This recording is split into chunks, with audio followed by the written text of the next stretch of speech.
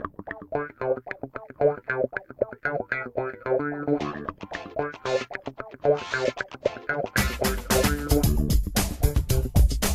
and welcome to the Eat, Move, Live 52 podcast. We have a super special surprise for you. We have guests Mike T. Nelson and Jodie Fabulous Nelson here with us. Welcome. Thank you. Yeah, thank you. We are so glad to have you. I'm going to read a little bit about you because it's such an impressive bio and I love how fun it is. So listen to this. Dr. Mike T. Nelson and Jodie Fabulous Nelson are a perfect example of opposites attract.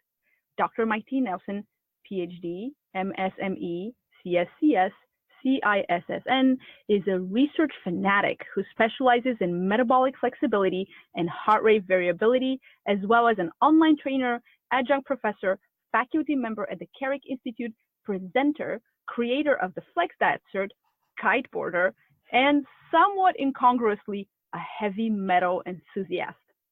The techniques he's developed and the results Mike gets for his clients have been featured in international magazines, in scientific publications, and on websites across the globe. In his free time, he enjoys spending time with his wife, lifting odd objects, reading research, and kiteboarding as much as possible. Jodie Nelson has a bachelor's degree in both secondary English education and communication.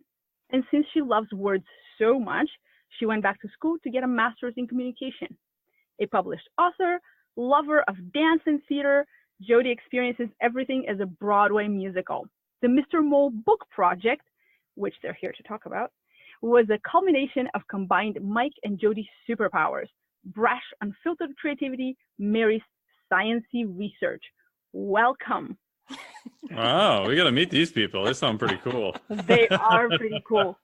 And how we met these cool people was many years ago in the days of yore. We met at a fitness event. And since Roland and I are a good example of opposites attract, we were immediately attracted to the two of you. Yeah, I was at the fitness summit. Yeah. 6 or 7 years ago now, I think, something like that. Mm-hmm. Yeah. Yeah, it's been great. It's been quite the adventure, learning from you, learning alongside of you. Yeah. Sometimes it's been presenting right after you, which is a hard act to follow. fun. Yeah.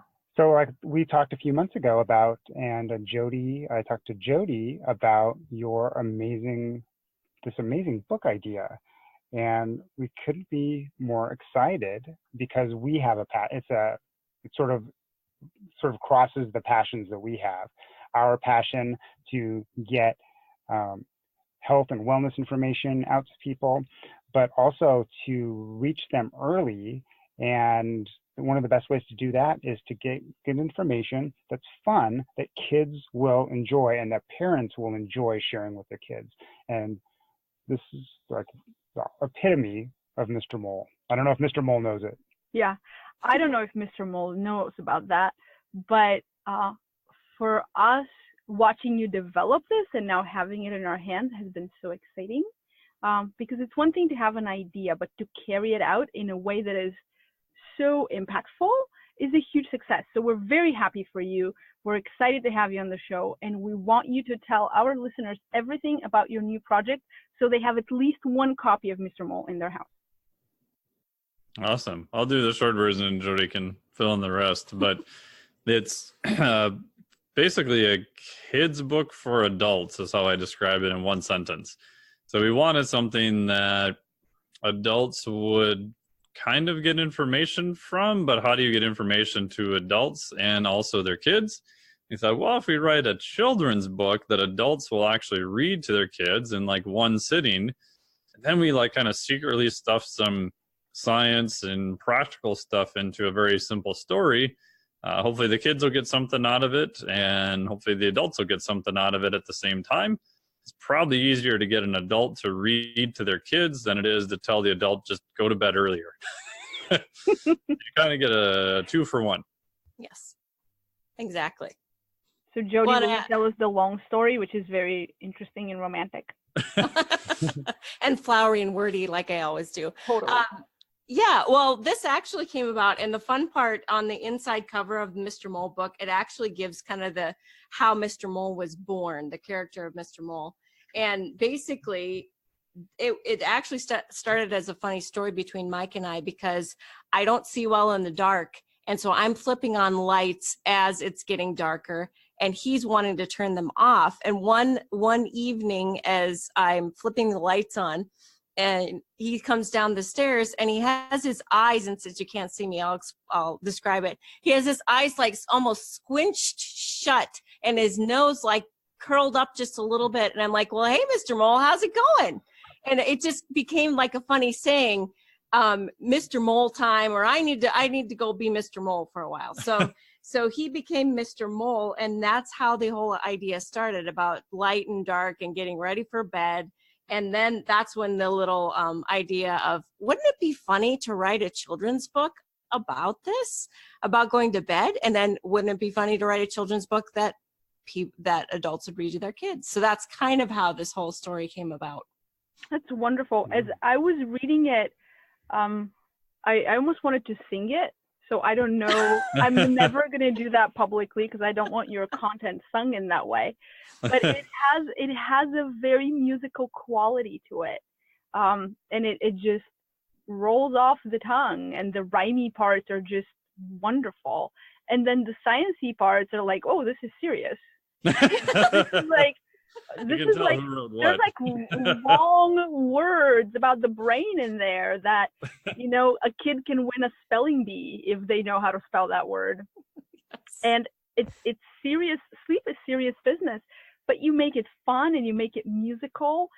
And the illustrations, if you give us permission to share one or two of them in the blog post attached to the podcast, they're just the word that comes to me is they're hysterical. Yes.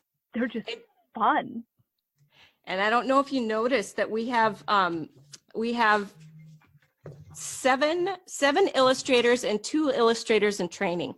And the illustrators are actually my nieces and nephews, because the other reason I wanted to write this book is I live so far away from all of them. I wanted an interactive, creative project that we could do together, which has been really fun because they've taken it, you know, seriously, like, okay, Auntie Jo, what do you need for this book? So that's been a whole other thing. So you'll see many different styles represented in the illustration. I saw many different iterations of Mr. Mole, like different incarnations almost. Yes. How old are they, the illustrators? When they started this project, it was 12, and the youngest one was 3, and now they're 14, and 5 is the youngest one that contributed. The 2 that didn't contribute are 3 and 1.5. So they're in training. Yes. Yeah. Well, there's a sequel. You can give them a pencil to contribute on top of the book. Yeah. Well, that's amazing.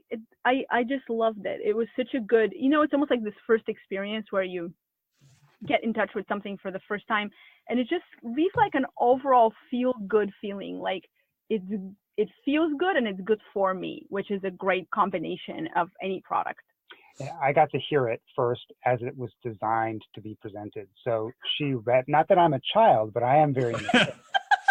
And so she read the book to me. Oh, nice. Showed me the pictures. So It was never since The Little Prince have I been so touched. Well, and just to say this publicly too, you were a great help in trying to figure out like what direction to take things since you had been published. Yeah.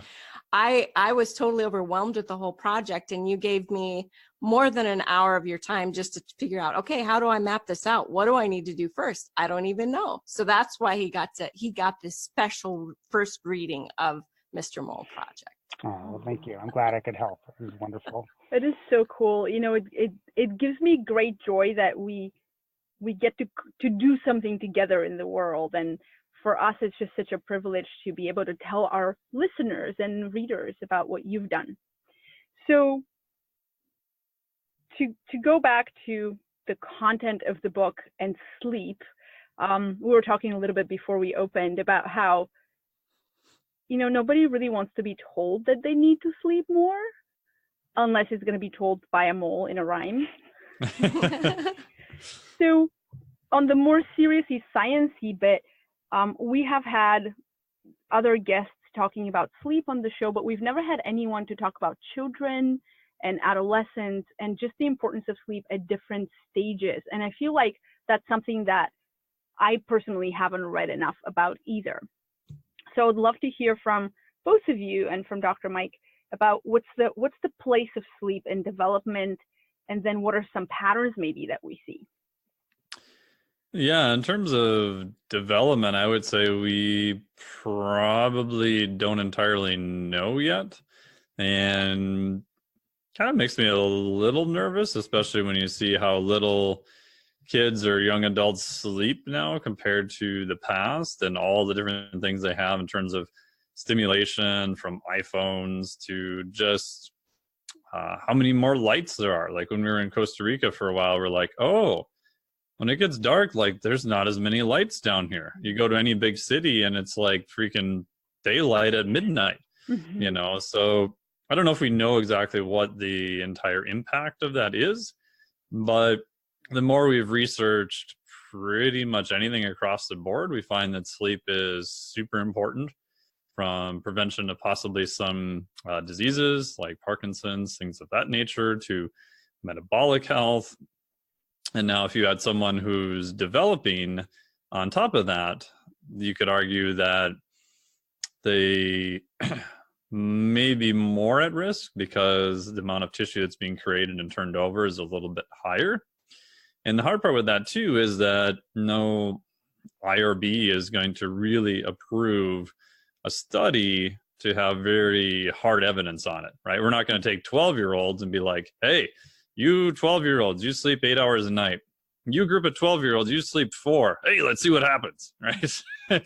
That's probably not going to happen. Yeah. So most of the data we have is just kind of an inference from different developmental stages from there. And one of the things I do wonder about is sleep in terms of memory processing and a process called neural pruning. So we know as kids develop, especially very young kids, they've got all these highways everywhere. They've got tons of neuronal connections. And then the next big stage is them actually pruning them. So instead of having this mass sort of system of highways, you get kind of more of the super highways, right? You're kind of taking out specific connections. And I wonder how much we'll figure out in the future. Maybe sleep impairs that process. And again, I'm just completely speculating at this point, but maybe that increases the risk of things like ADHD or the ability to concentrate and other things like that. I don't know if we really know yet, but yeah, and kind of makes me nervous.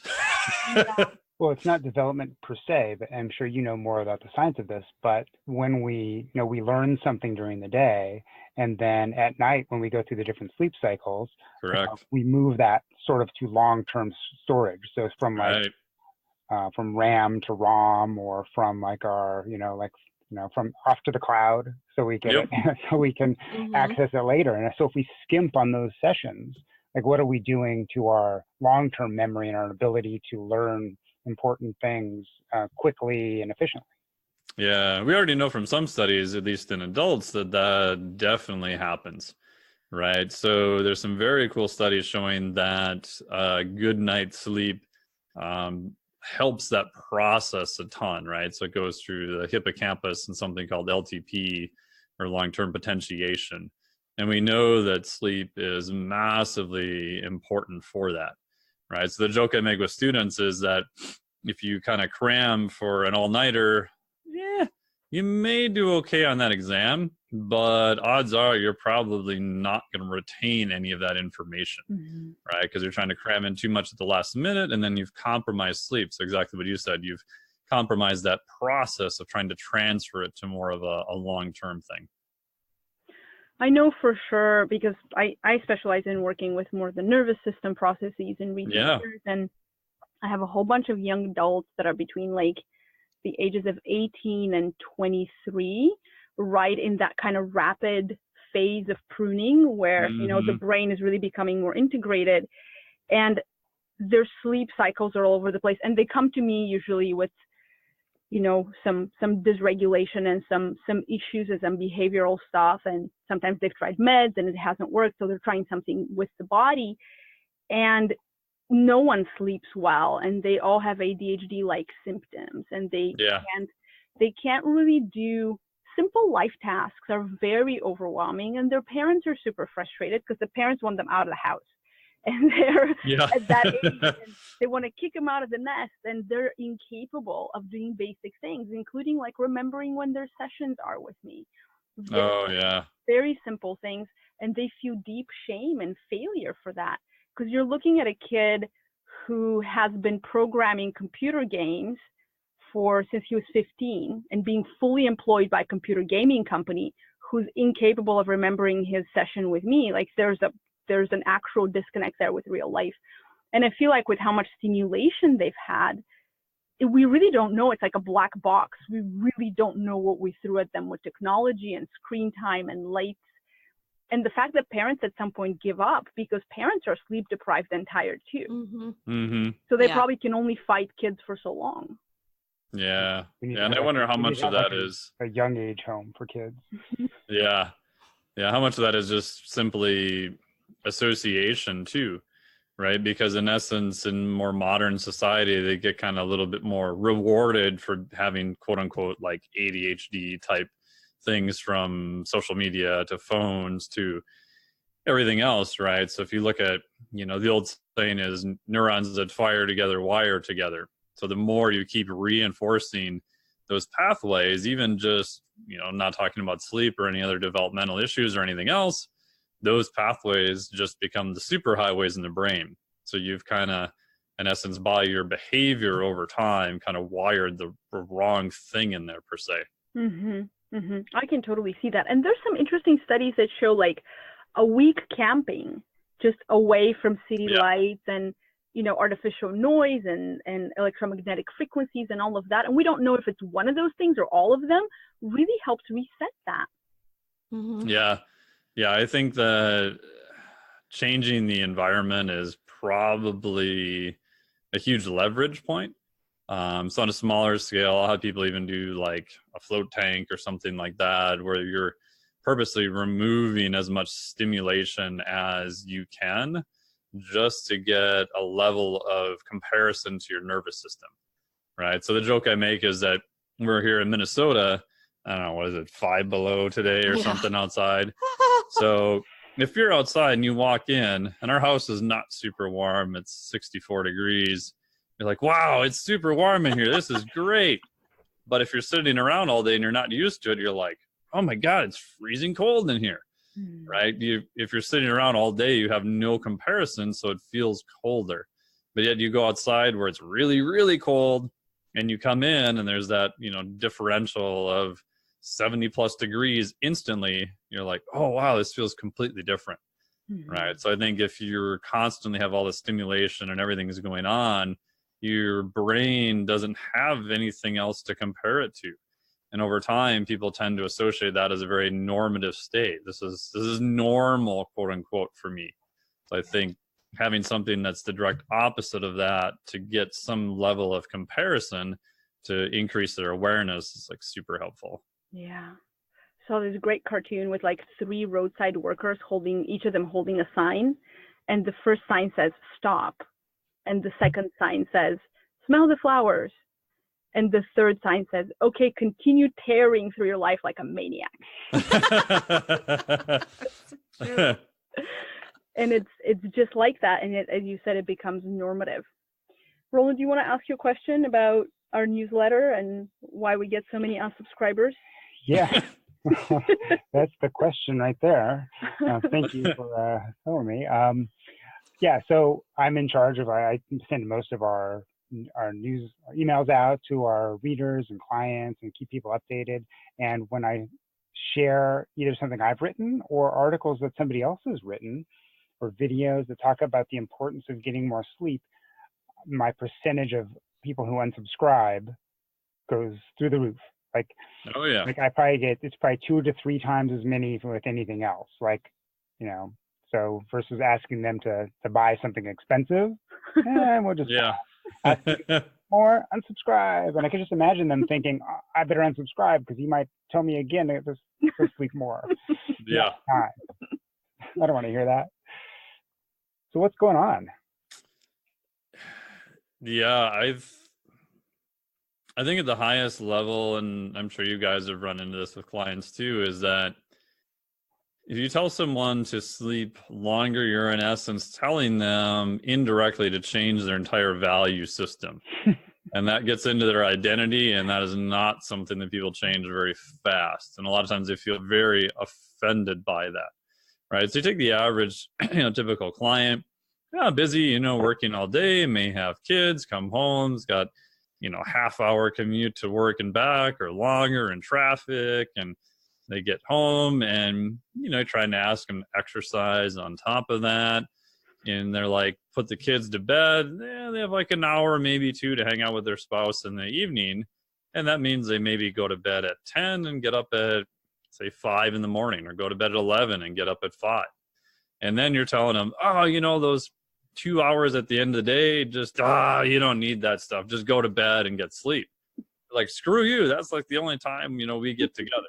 So if they want to keep that, at some point, something has to change, right? Either maybe they don't exercise, or maybe they have to change a job to go somewhere else, or work from home, or it gets into a lot of things that they would have to change or think about differently that are not easy decisions, right? It's easier to, well, screw it. I'm just going to sleep 6 hours and drink another cup of coffee tomorrow. I'll be fine. And the reality is you'll be fine for a couple of days, but as we all know, that has a cost associated with it. So I think telling people to sleep more very much gets into a value type decision very fast. And that usually doesn't go so well. Yeah, I've found also with our clients that are in business, or they're in the creative areas, the writers or artists, and they stay up late, or they don't sleep enough because they're trying to get a lot of work done. They, or entrepreneurial types, when you tell them that you're going to be more productive tomorrow if you get more sleep tonight, or if you go to bed earlier, I think a big part of them I don't know whether they believe it or not, but they're not willing, even though they think it's probably likely and it probably makes sense, they're not willing to take that risk.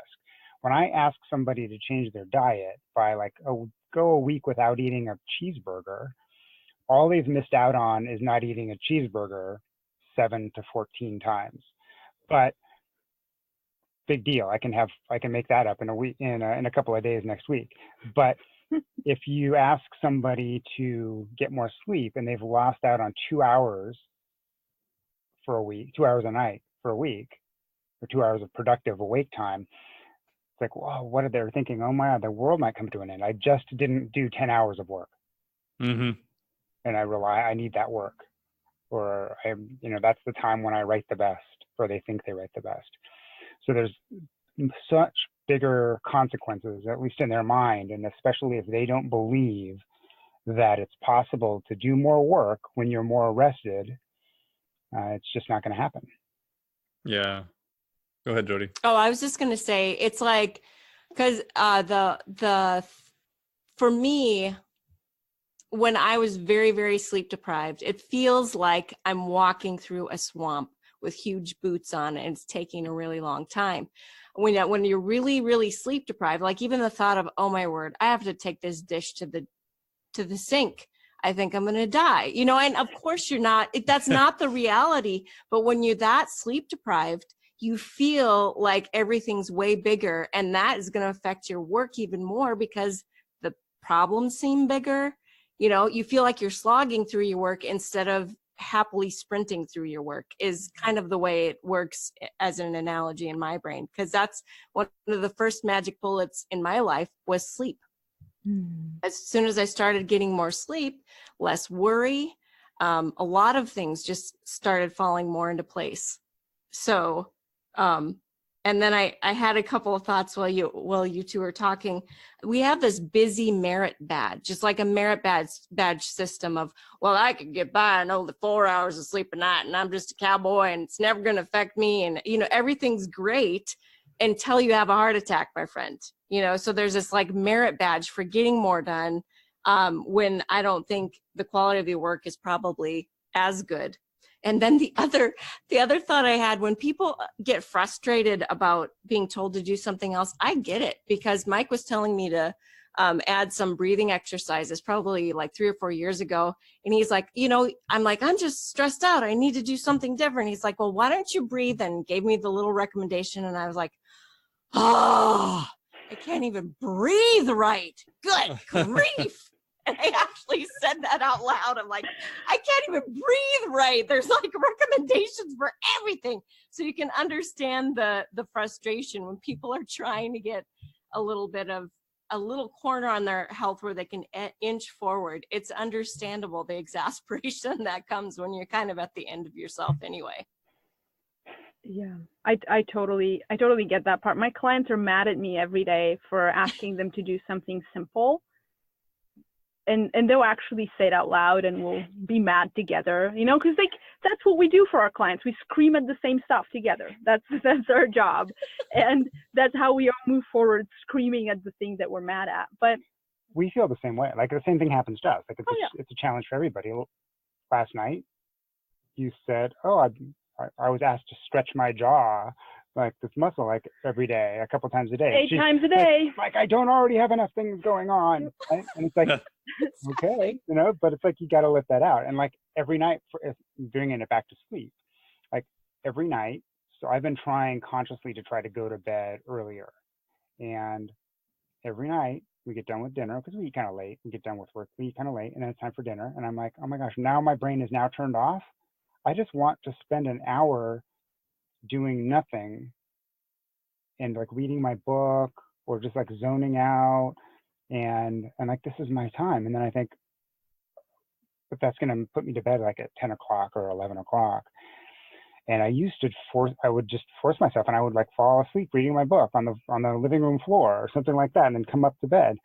But the past maybe 2 to 3 weeks, and I have to remind myself every night, no, it's like, if it's that important for me to do that, I can get up early. I can get up in the morning and I can go do that in the morning. And you know what? It's not that important. Like I've told my clients, I go, if binging Netflix is so important, how come you don't set your alarm clock to get up at 6 o'clock in the morning to do it before you go to work? And they're like, oh, well, I don't want to do it in the morning. It's because you're so tired. It's that your brain allows you to make a poor decision, or the less good decision. We never watch TV before work at 5 in the morning. I know. No. Yeah. It's the decision fatigue, right? So like it's, With so much to do, Mike and Jodie, Mr. Mole seems like he has it all figured out. Because in the book, when we find our hero on the hero journey in the book, he is just gone through the separation phase and he is experiencing a crisis. And he's going into the dark woods where he finds science that helps him figure things out. But on the hero journey, we find him like really like unhappy with his life because he's lost connection with his family and he feels poopy at work.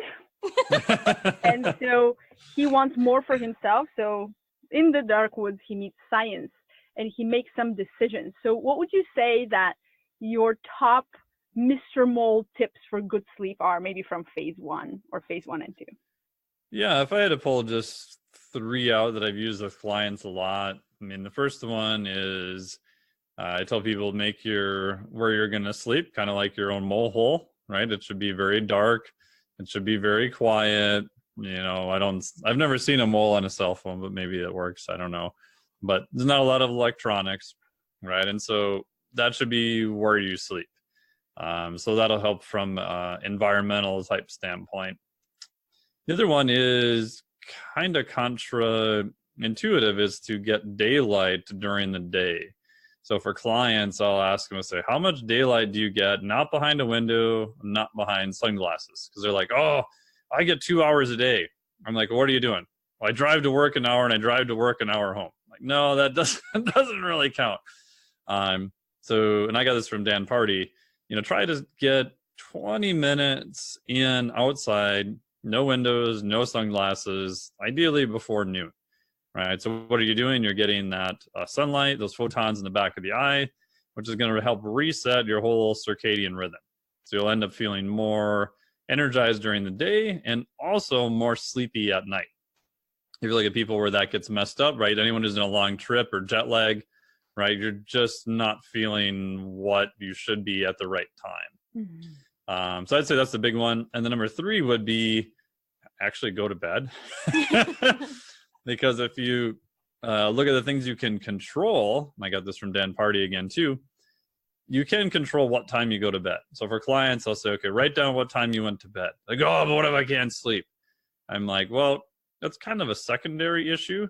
If you're in bed for 10 hours, you're probably going to get more sleep if you're in bed for, say, 7 hours, right? And you can't directly control what time you go to sleep, right? So if I go to bed at 10, I can't tell my body, 10:02, boom, I'm asleep. It's like, no, you can set things up so you can try to get more sleep. But focus on the things you can actually control, which is going to bed earlier. That's really a great tip, and people fight it so much. Oh yeah. I think Dan was saying something like, you can't sleep 10 hours if you spend 8 hours in bed. And I was like, yeah. Yeah, exactly. That is totally true. And, you know, people will be tired in the afternoon, and because you can't really, it's not socially acceptable to be sleeping at work. I just heard yesterday Finland made it obligatory to provide a place for naps in the afternoon. Oh, nice. Very cool. In the great country of America, I don't see that happening. Maybe at Google it's happening, but I don't see it happening everywhere. And people just push through with caffeine and sweets. And so it sets them up for another cycle of poor sleep after that. Yeah, and that's the hard part. I've told people, they're like, well, what if I have a horrible night's sleep and the next day kind of sucks? I'm like, well, it might, but just suck it up and get through it as best you can.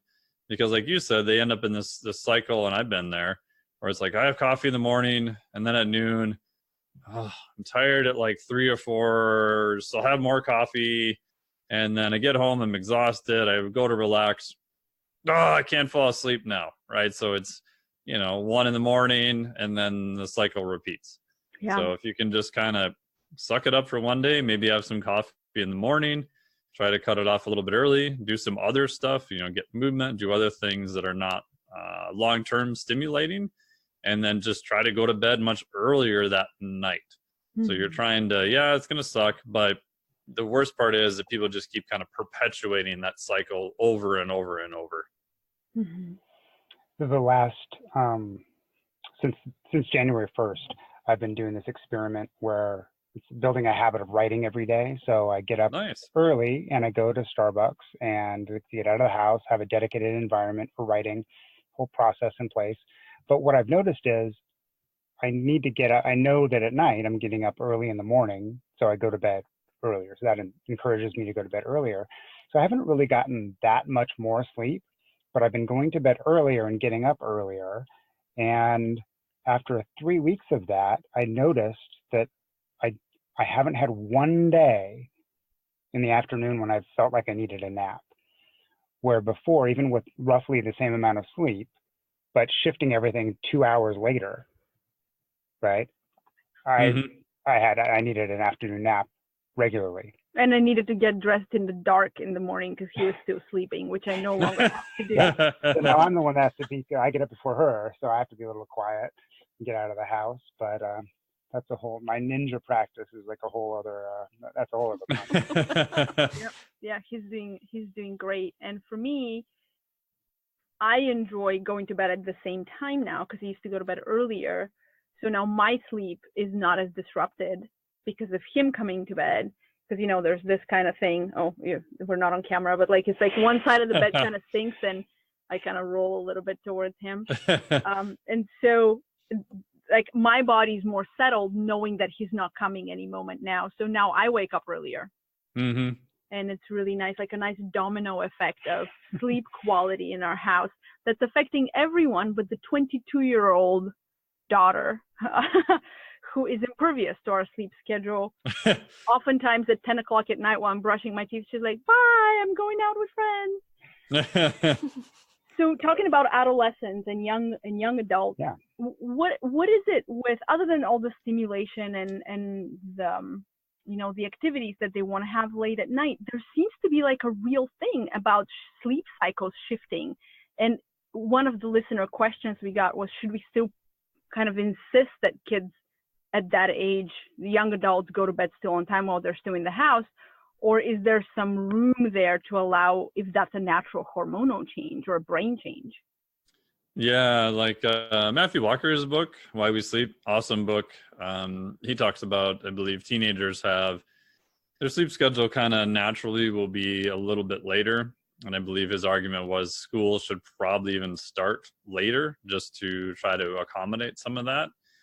So I would agree with that.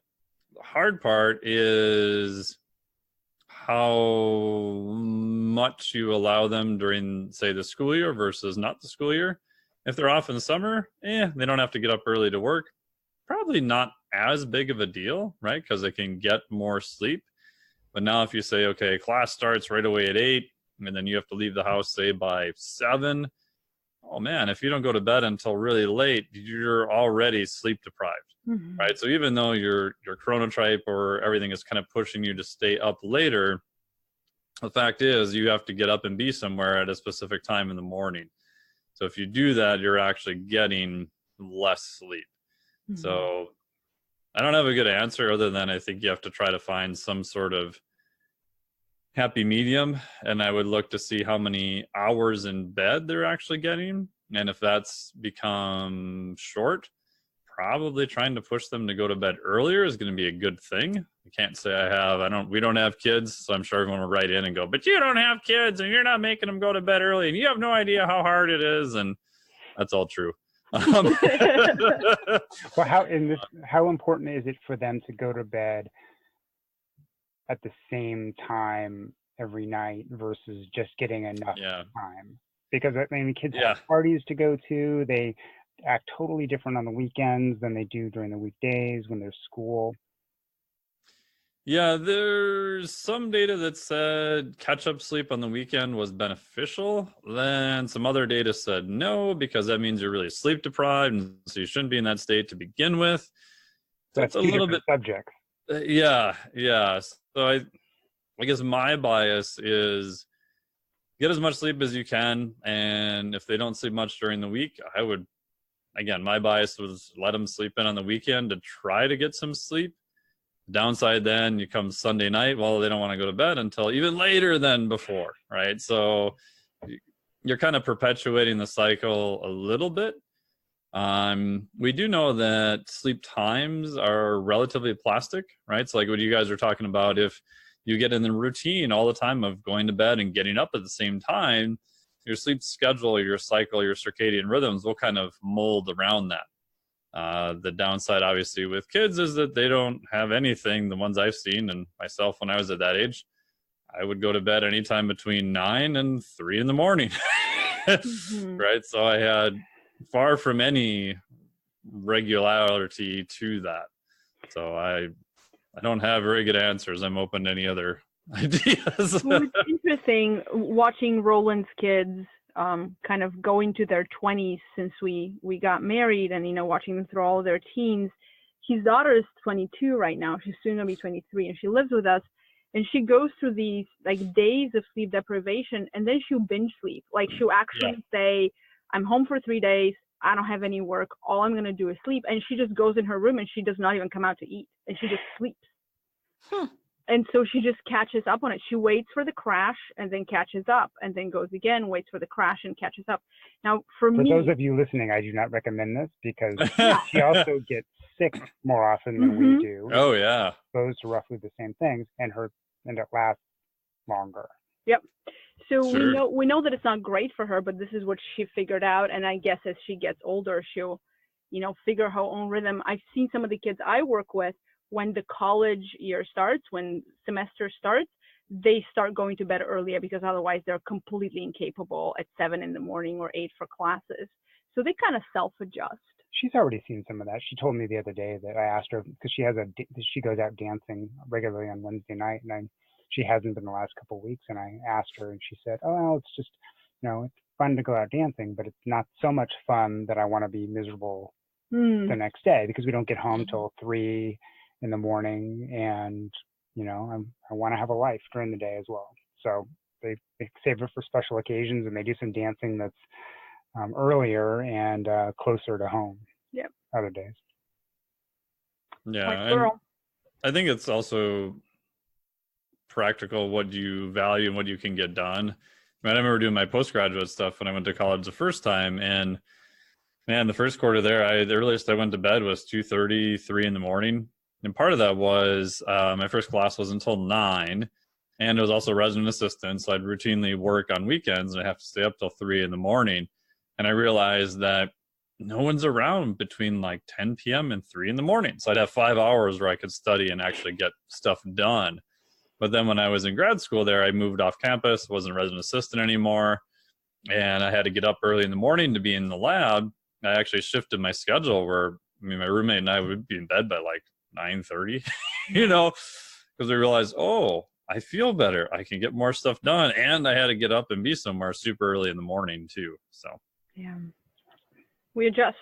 We have a couple of listeners' questions as we kind of land this. So for dessert, Rebecca is asking whether this kind of phenomenon that we see with adolescents staying up and kids wanting to stay up is something that's just caused by modern culture and lights and stimulation, or is it something that is kind of even in tribal or hunter-gatherer societies, something that's observed? Have you seen anything about that?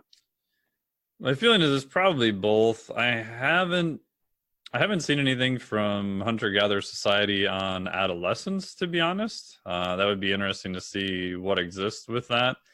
In adults, there's some arguments from hunter-gatherer societies that some people will have different sort of shifts, right? So if you think about in the past, it probably was good to have someone who stayed up a little bit later, you know, in case anything would happen, and then would sleep later, and other people that would go to bed earlier. So having people on different schedules kind of made a little bit of sense. I don't really know how exactly that would apply to adolescents, to be honest. I haven't seen anything on that, which would be very interesting, right? Because you would assume that that would remove a lot of the other stimulus and lights and, well, cell phones, hopefully. I don't know, depends on what culture I guess you're looking at. Mm-hmm. So it's probably both. I just, at least from what I've seen, it appears to be getting worse as we have more lights, more things to distract us, more things to put blue light like right in front of our face at night. It's definitely not helping anything, especially in a population that already is kind of shifted more towards later to begin with. Mm-hmm. I don't know if you have any thoughts, Jodie. Can you hear my wheels turning in my head? Oh. Yeah. I think, I mean, we heard a podcast about, you know, the wolf and the, you know, the different types. Chronotypes. Yes. Of sleepers. Like there's some people that wake up really early. There's some people that can go out all night and party and they sleep during the day. So my feeling in a practical sense is, number one, get more sleep. Number two, the daylight thing is very, very necessary too, because like the first big bullet for me was getting more sleep. The second one, which is also mentioned in the Mr. Mole book, is going for a walk during the day and getting all of that sorted in your eyeballs. Well, I didn't know I was doing that, you know, specifically, but being able to be outside, being able to get different stimulation, being able to see far in the distance instead of right up close to your face. I mean, all of these are issues that we're dealing with, having lights flashing right in front of our face, not being able to see far distances. So all of those things, the going to bed earlier and getting a walk early in the morning or before noon have helped me tremendously. Like, I mean, if you did a snapshot of when we first got married to now, I'm of course you're a different person, but significantly different person as far as mood, as far as my ability to handle stress, being fragile or not fragile. A lot of that had to do with making changes in those two specific things. So I can't remember where we were, but at some fitness conference or whatever, somebody said, Jodie, you're looking good. What have you been doing? I said, I go to bed earlier and I go for a walk every day. You know, I'm like, oh, well, I guess it's working. So yay for me. No one wants to hear that plan. I know, right? Exactly. Unsubscribe. You biohacker, you. Yes. total biohacking secret. That's So the right. last question we have is from Benta, who has a couple of grandkids, and she's asking if you have any tips on getting a toddler in the mood for sleep. Yeah, the younger the kid is, the more parents have control over them, right? So in essence, the parent is, well, it's the way it works, right? Oh, that You wasn't got a the really joke? young kid, they can't really even move, right? Need to be teenagers, like, oh geez. So I think it's, even the clients I've had, they're like, oh, my kid won't sleep at night, I can't figure out what's going on. And you talk to them and you're like, I don't think they forget, but it's easy to have different light cues that they don't think about, right? So some kids aren't outside much during the day, or if they are, they're completely covered and never see the sun at all. Not that you want to set your kid out on the sidewalk and sunburn them or anything bad to happen to them, but they go like the other extreme. And then even during the night, when the kid gets up, they go into their room. The room is pretty well lit at that point, and unfortunately, then you're kind of exacerbating the wrong circadian rhythm. So I tell them, like, the more you can control it, if they wake up, have a little light that's kind of an amber or orange color that doesn't have nearly the amount of blue light. You can still see, but you're trying to limit amount of light cues that you have.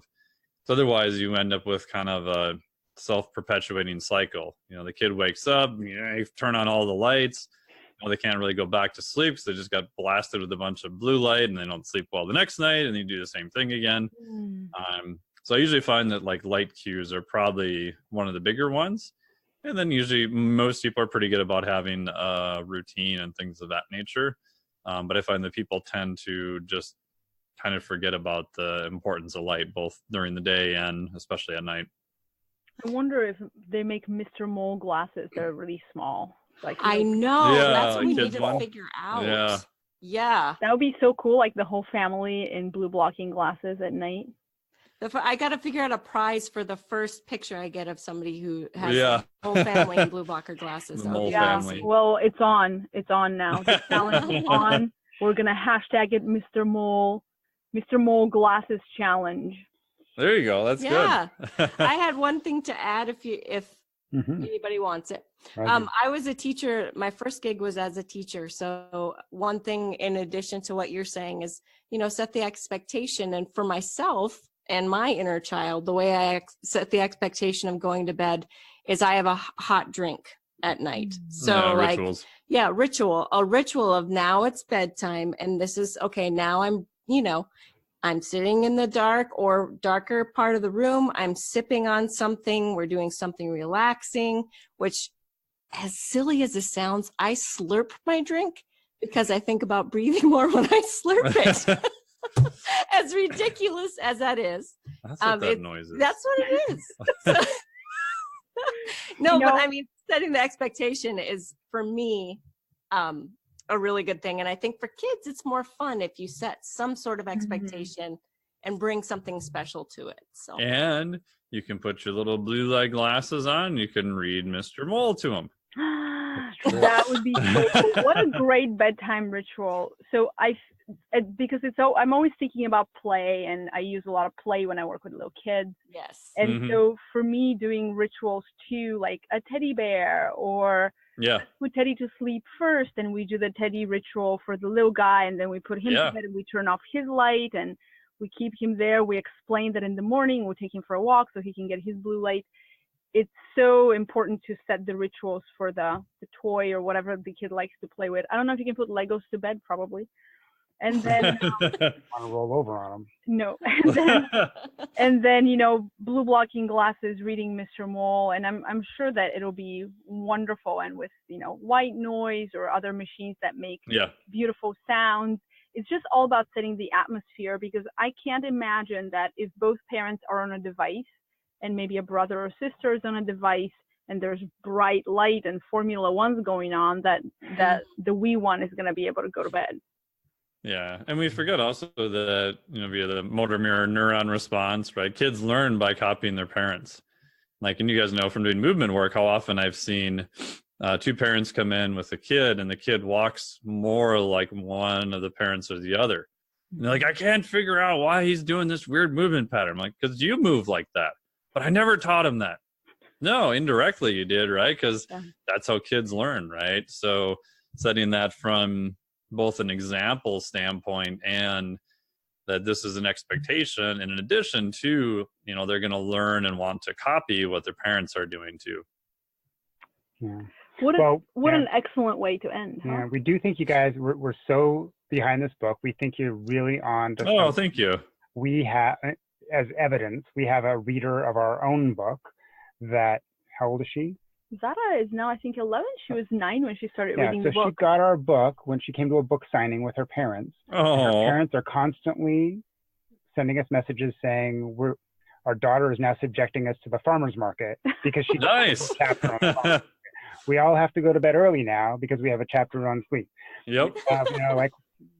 Her father says, I was told that I need a stand-up desk today because we have a chapter on that. Can you please stop writing these chapters?